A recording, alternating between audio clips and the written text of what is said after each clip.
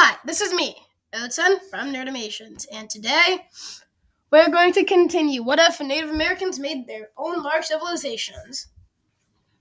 Now, last episode we saw how Cusco was finally toppled by the mute Cusco kingdom, the Quechua, and the Guarani / Tupians. The Ethiopians began to continue expanding their territories. The more land, the better. And they stopped around two areas, the Amazon and the Brazilian highlands. This continued for a few years, and in 1299, this was the new map, with the Guarani Ethiopian kingdom looking bigger than ever. They also began founding more cities for once. Actually, the main centers of cities were now producing more cities at insane rates. We have the Quechua also building their first roads, and also finally the Quechua script is made. Needed to mainly to be used for writing and counting stuff. For example, here's a thing that has been a small tablet from Northern Quechua that has been translated and transcribed into English. Please, Tusquito, we need three tomatoes, 5 potatoes, those that are red, 4 long purple potatoes, and 1 yellow potato. From Quito, we will need some fish, 12 specifically. Then these things would be sent north to Quito, but it seems that somebody dropped the tablet along the way, as it was found around here. You're right at the border between the Quechua and Quito. Quito only continued growing, expanding northwards to conquer new territories, where they, surprisingly, founded more cities. Also, something odd was that, unlike everyone else, they mostly stuck out of the coast. Sure, they did have trading villages on the coast, but most of the population resided around Quito itself, in the mountains.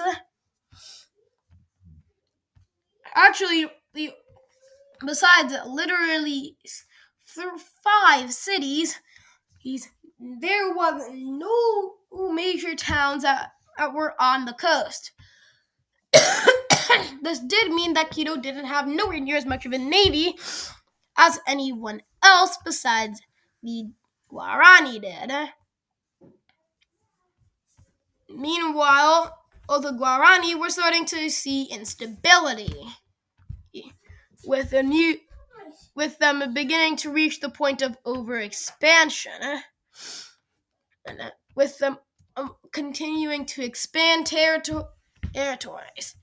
Quickly, the Tupians and to decide that they had gotten sick of the Guaranis,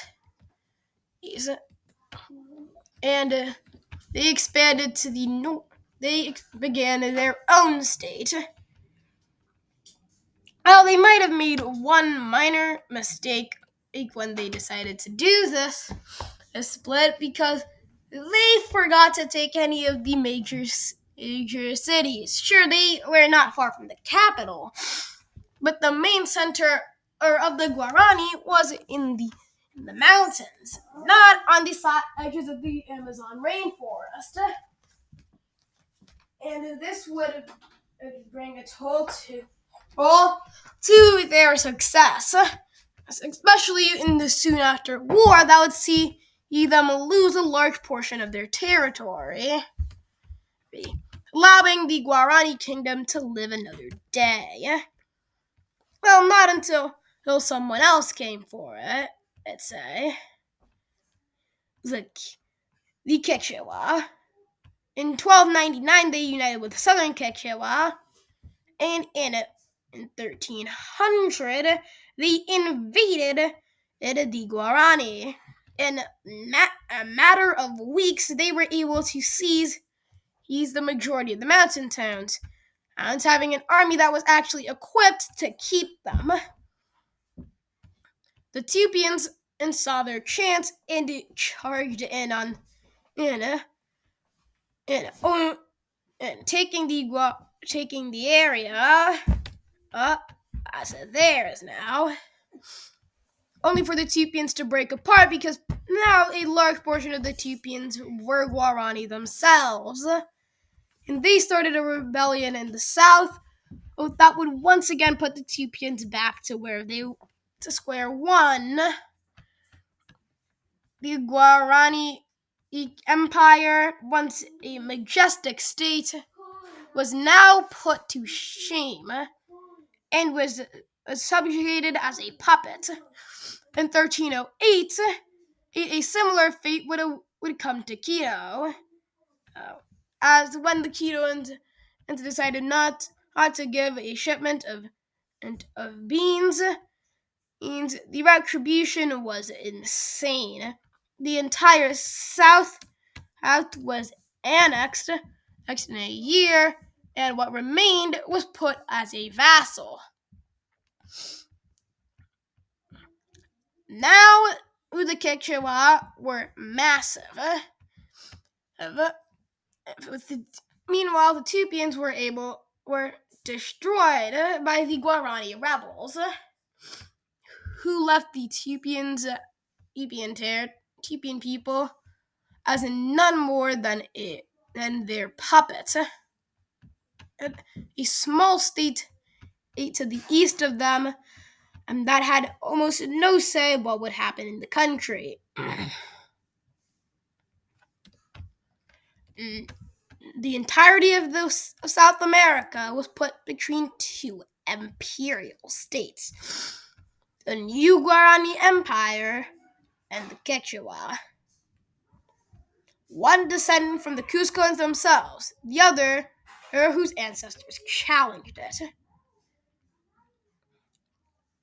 But there are other things. The Mapuche, which had been pushed significantly south, began their own states. Except timing llamas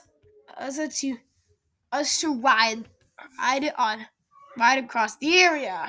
Now, these llamas weren't very easy to manage, but nothing that tree bark can't solve. The Mapuche also had something that neither the Guarani nor the Quechua had. They quickly went south, where they took other territories, including the Rio de la Plata, allowing them to access waterways and make more food than anyone else could dream of.